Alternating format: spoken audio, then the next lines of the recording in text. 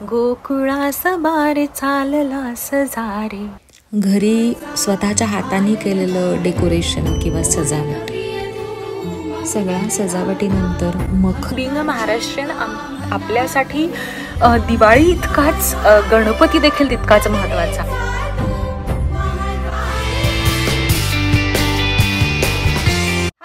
नमस्कार, कसे आहात? मी श्वेता परत एकदा तुमचं मराठी मुलगी इन UK आपल्या यूट्यूब चॅनलवरती अगदी मनापासून स्वागत करते. आपण आपल्या या चॅनलवरती UK बद्दल मराठीमधून माहिती घेत असतो.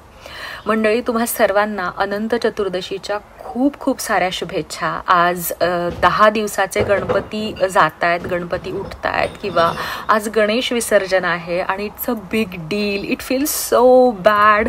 कारण खरं सांगायचं तर एक NRI म्हणून तुम्हाला गणेश चतुर्थी खूप काही साजरी करता येत नाही, कारण बाहेरचं वातावरण टोटली डिफरंट असतं. इट्स लाईक ऑफिस का रूटीन चल रहा है, बच्चों का रूटीन चल रहा है, and this and that, and weather is different and everything is different. आणि मनात कुठेतरी असं असतं की आज गणपती आगमन आहे, आज पूजा आहेत, आज 11 दिवसाचे 11 मोदक बनवत असतील लोक.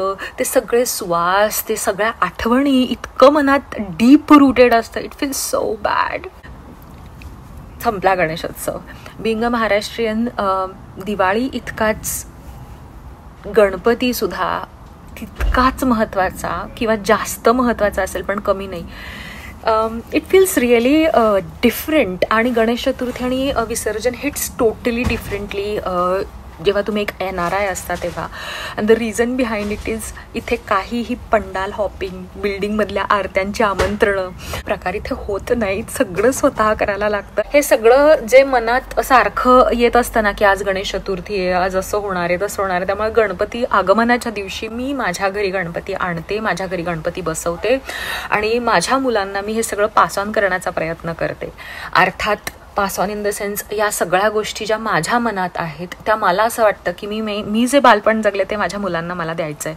त्याच्यामुळे आम्ही मग घरी गणपतीची स्वच्छता करतो, गणपतीसाठीचं डेकोरेशन करतो, सजावट असते आमच्याकडे. त्याच्यानंतर मूर्ती आम्ही घरी बनवतो. आपल्यासाठी दिवाळी इतकाच गणपती देखील तितकाच महत्त्वाचा आहे, किंबहुना जास्त पण कमी नाही. त्याच्यामुळे मग आम्ही हे सगळं यावर्षी इतकं छान एन्जॉय केलं आणि आय फेल्ट सो गुड. आणि त्याच्याच काही क्लिप्स मला तुमच्यासोबत शेअर करायच्या होत्या. आम्ही घरी बनवलेला गणू बाप्पा, घरी स्वतःच्या हाताने केलेलं डेकोरेशन किंवा सजावट, सगळ्या सजावटीनंतर मखर स्वतःच्या घरात बनवून पूजा करणं हा एक मनावर झालेला संस्कार आहे आणि तो पुसला जात नाही. कितीही देश बदला, प्रसाद घरच्या घरी बनवणं ही एक भावना आहे, ही एक भक्ती आहे असं मला वाटतं.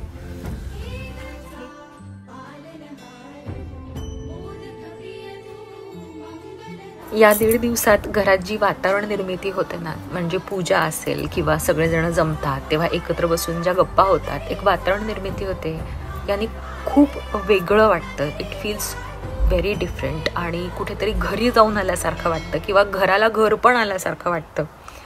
त्याच्यामुळे अनंत चतुर्दशीच्या दिवशी खूप वेगळं वाटलं, वाईट वाटलं. आणि त्याच्यामुळे मला ह्या ओळी का कोणास ठाऊक आठवल्या. सोडूनी गोकुळास बारे चालला सजारे, मथुरेचं दान पाऊ दे. या ओळी कुठेतरी आठवल्या आणि त्या खरंच खऱ्या वाटल्या. गणपती बाप्पा मोरया एवढंच म्हणता येईल. आणि पुढच्या वर्षी लवकर या, भेटूया पुन्हा लवकरच. धन्यवाद.